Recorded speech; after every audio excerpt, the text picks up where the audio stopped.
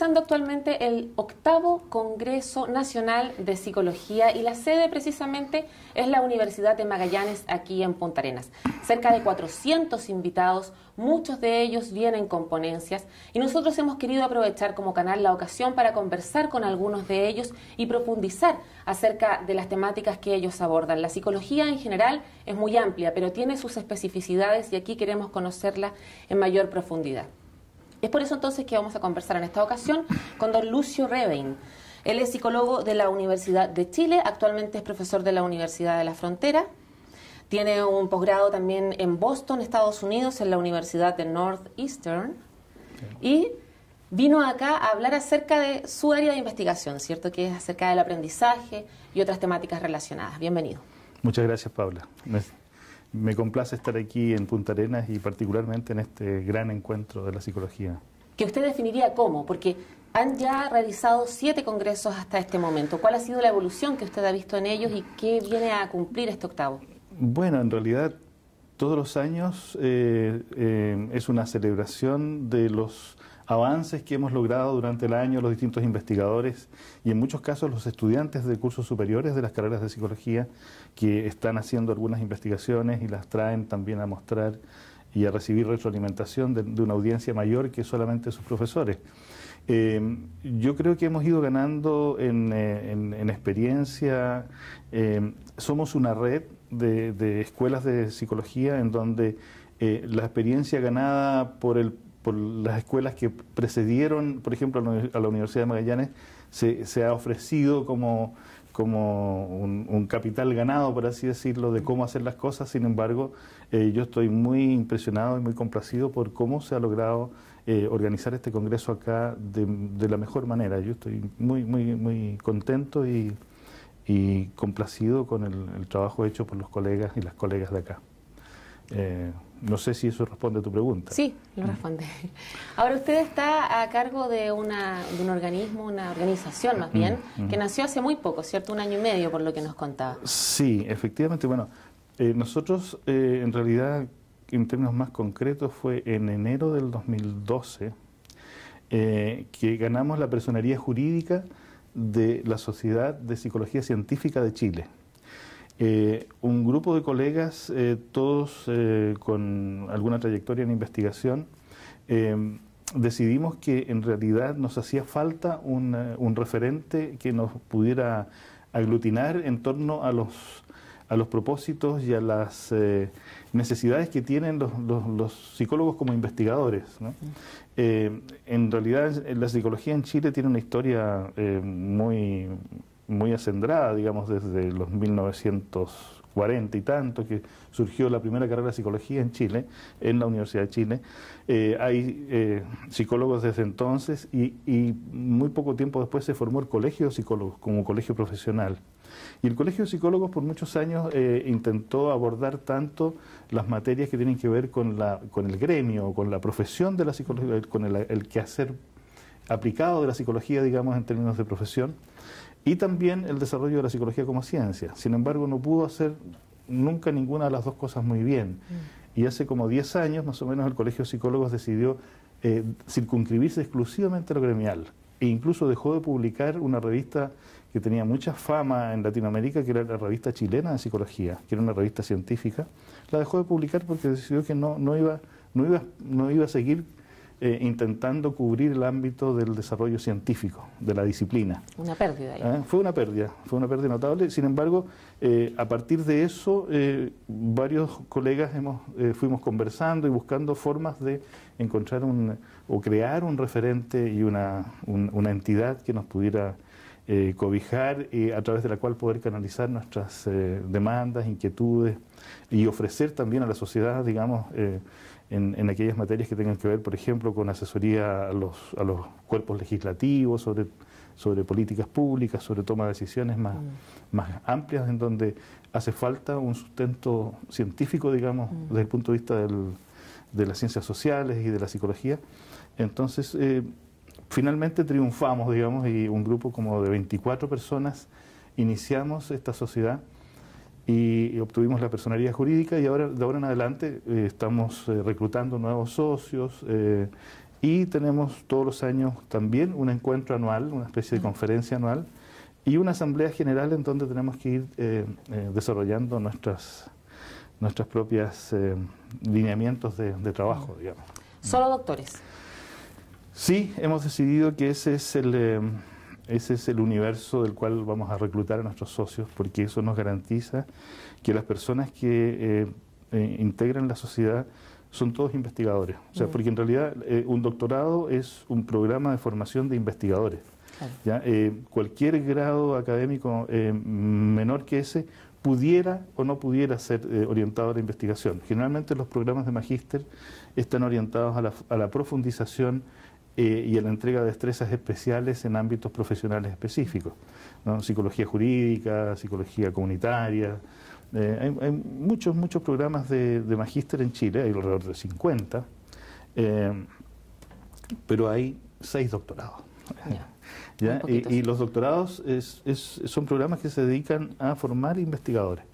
Entonces, y también los que hemos hecho doctorados en el extranjero hemos vuelto como investigadores, digamos. Somos no sé, no me gustaría la palabra elite, pero somos un grupo selecto, por así decirlo, de personas que tenemos la preparación suficiente como para hacernos preguntas bien fundadas, bien contextualizadas y buscar medios empíricos para encontrar respuestas válidas a esas preguntas. Y de esa manera ir desarrollando el conocimiento científico de la psicología. Y debieran también tener la condición de la perseverancia para que se mantenga esta sociedad en el tiempo. Exactamente. Y una revista que puedan publicar también se pueda mantener. Es uno de nuestros objetivos, sí.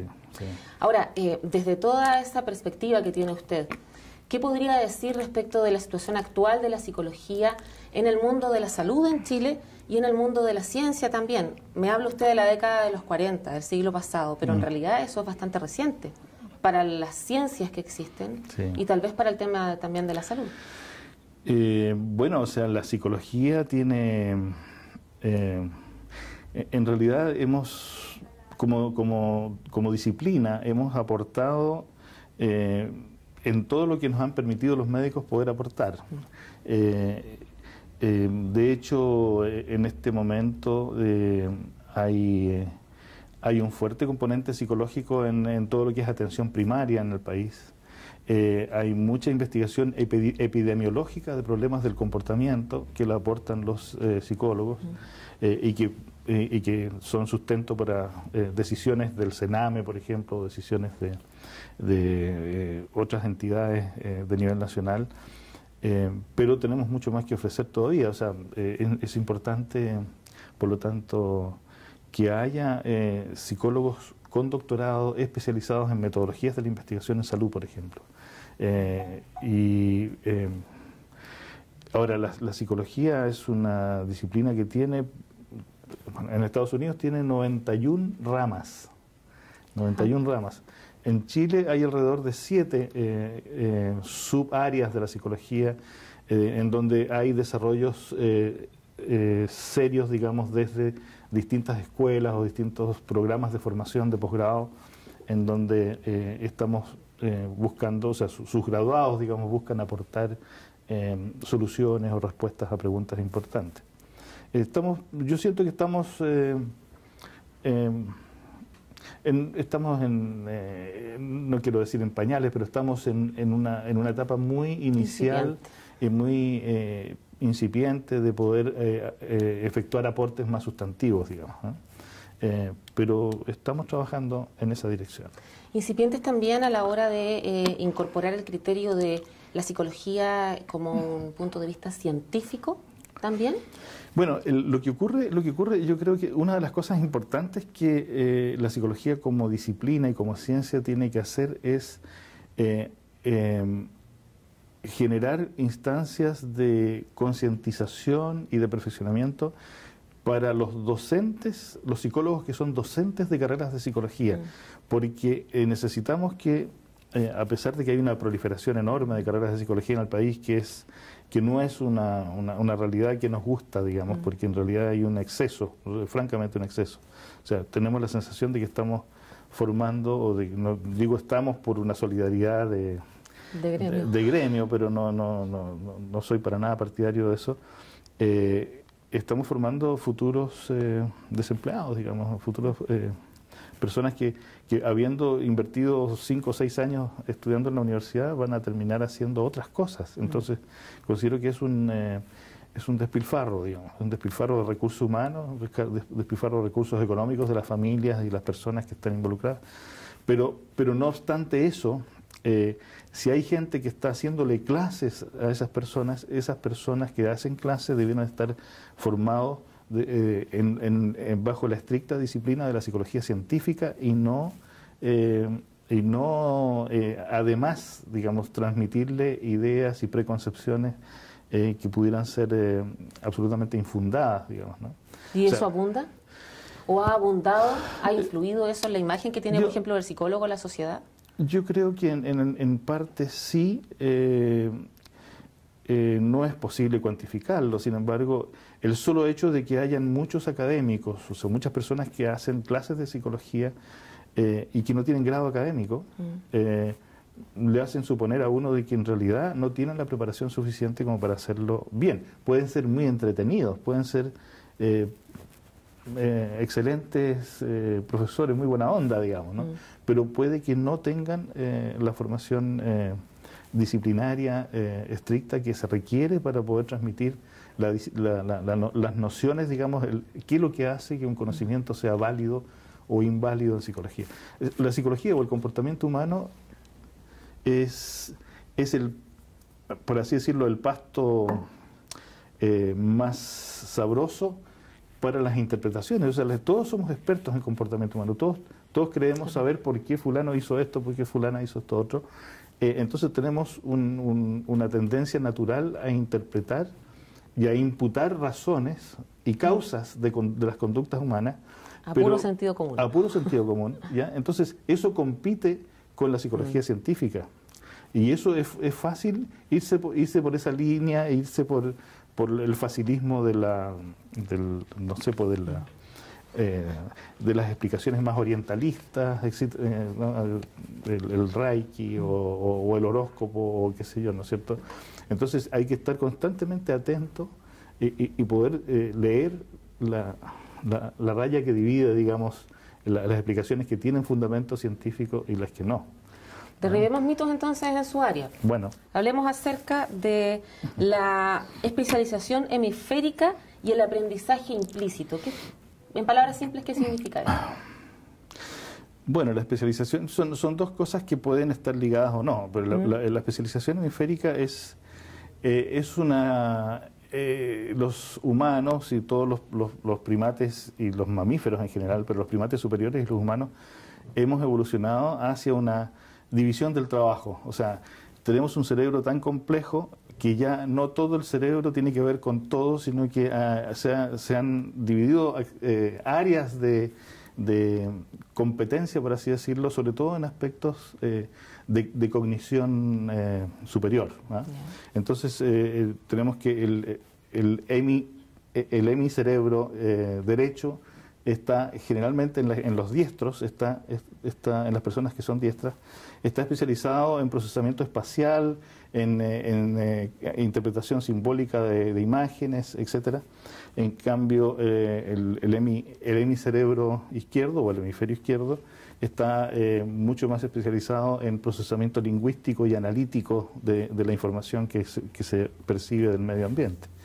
Entonces, eso grosso modo, digamos, pero eso implica de que hay una organización cerebral diferencial en un hemisferio y en otro, y sin embargo conversan entre ellos de una manera muy eficiente. O sea, a través del cuerpo calloso, cada zona de un hemisferio está interconectada con la zona equivalente o homóloga del otro hemisferio. Entonces, es una... Equivalente en términos geográficos, podríamos decir. En términos anatómicos, estructurales, claro. Sí. El problema, o no el problema, sino que lo interesante y lo intrigante de eso, o sea, eso es un área de investigación exquisita, digamos, porque en realidad poder desentrañar cómo eso ocurre y de qué manera se da, implicaría dar pasos sustantivos en dirección a entender cómo funciona el cerebro. Ahora, En los años recientes se ha desarrollado mucho lo que se llama imaginología cerebral, o sea, se usan procedimientos que lo han desarrollado los neurólogos, los neurocirujanos, etcétera, en donde se puede captar a través de sistemas de escaneo, digamos, en qué áreas del cerebro están activas, en qué momento, cuando la persona hace o dice qué.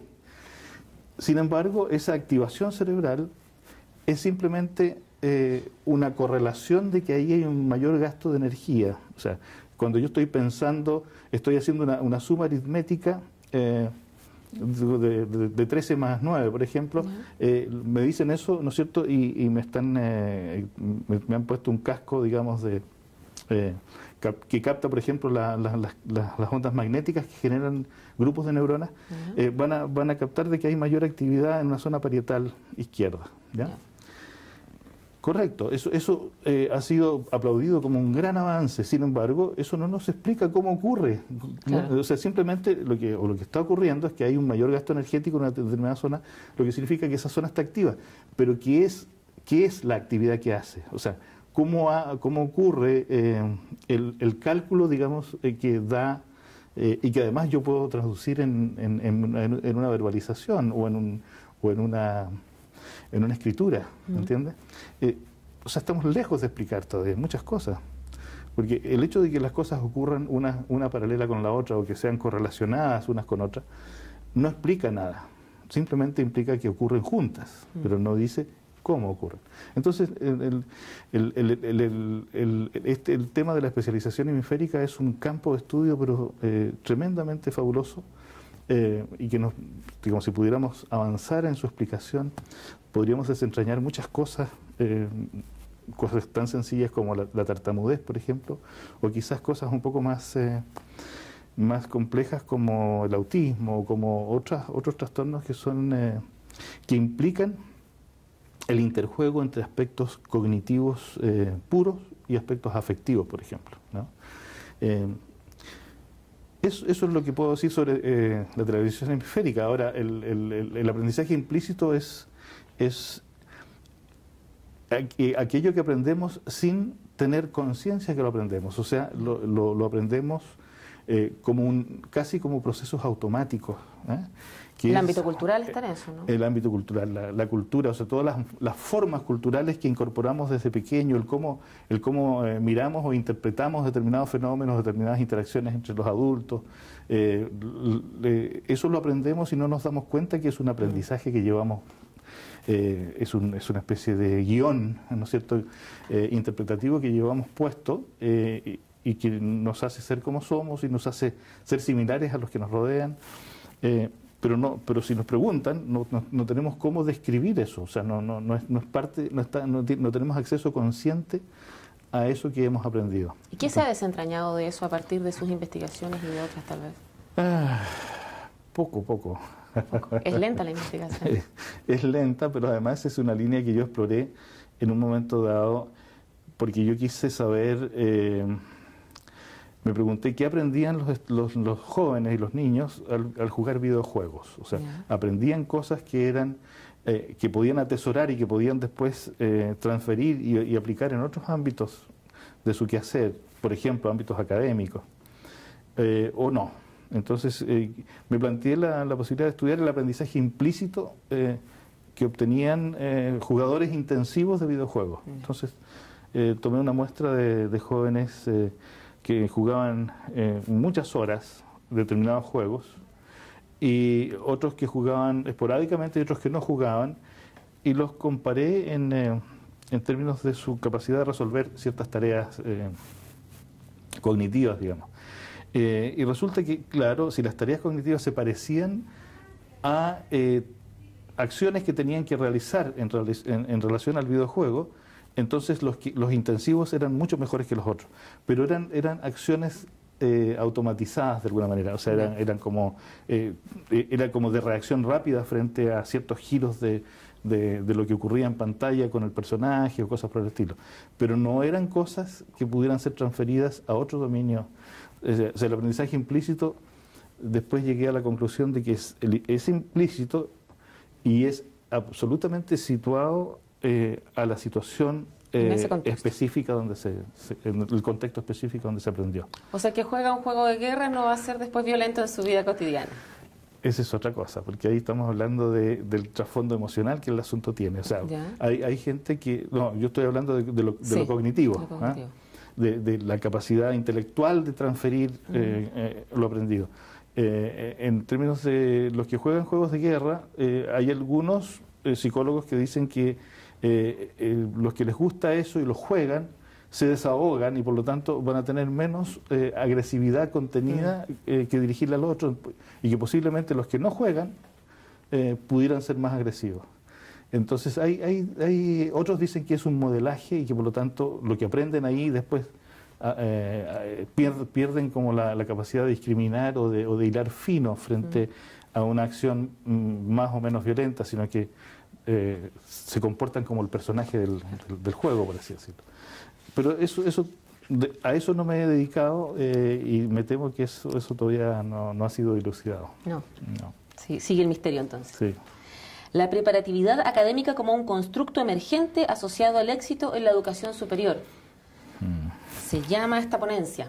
Esa es la ponencia que me trajo aquí, entre otras cosas. Ya. Sí, nosotros hace un año con una estudiante del doctorado, estamos con María José Baeza.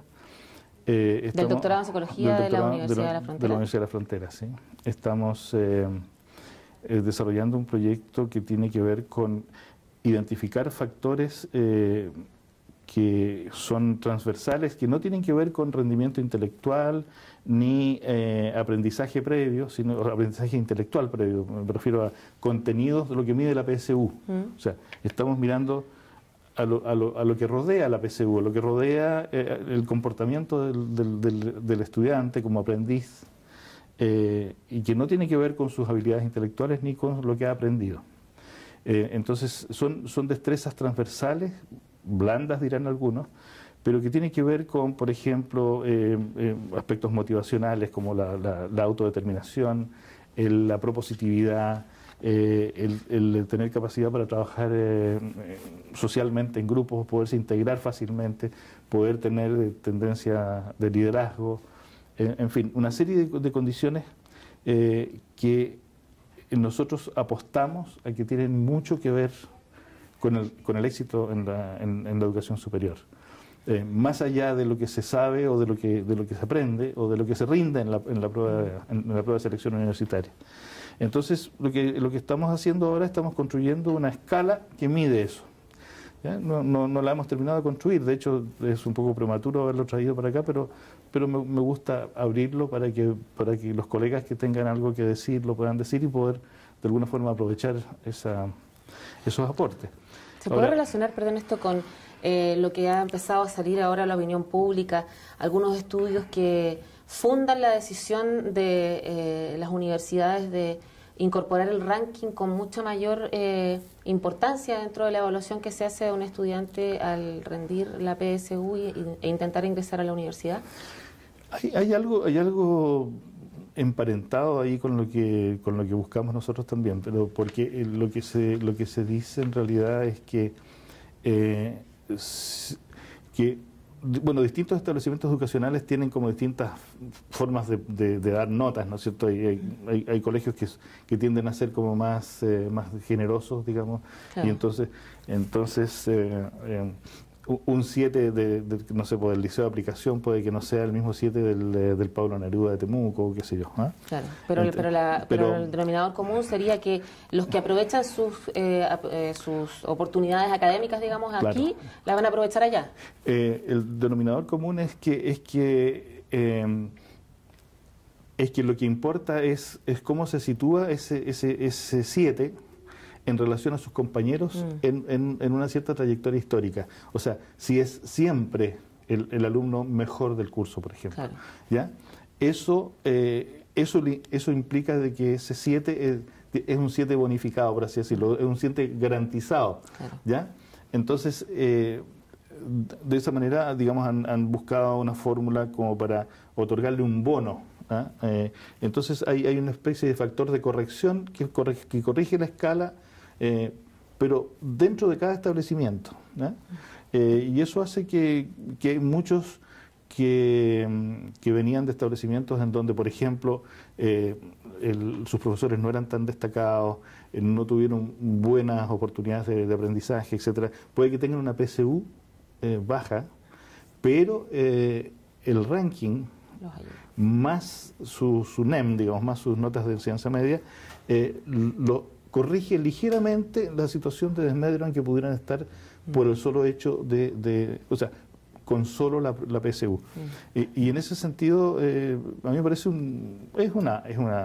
es una maniobra en una dirección correcta desde el punto de vista valórico, pero no resuelve el problema, digamos, ciertamente no resuelve el problema, pero hace posible de que gente que pudiera no entrar a la universidad, pudiera quedar bajo la línea de corte, por ejemplo, de una determinada carrera, pudiera quedar ligeramente por encima, ¿no? Gente que pudiera tener las características que ustedes estudian en esta investigación. Exactamente, ¿cierto? exactamente. Perfecto. Sí. Bueno, esperemos que siga avanzando entonces la ciencia psicológica para el bien de todos nosotros, para la calidad de vida de los chilenos, ¿cierto? Así esperamos. Y que sigan los congresos. Octavo, noveno, décimo. Muchas gracias. Muchas gracias a ti, Paula. Muchas gracias. Bien, esa ha sido una conversación acerca de la psicología, de cómo está la psicología en un área específica. Decía que son 7 solamente en Chile, 91 por ejemplo en Estados Unidos. Diversas líneas que queremos seguir indagando y conociendo aquí en UMAC TV. Hasta la próxima.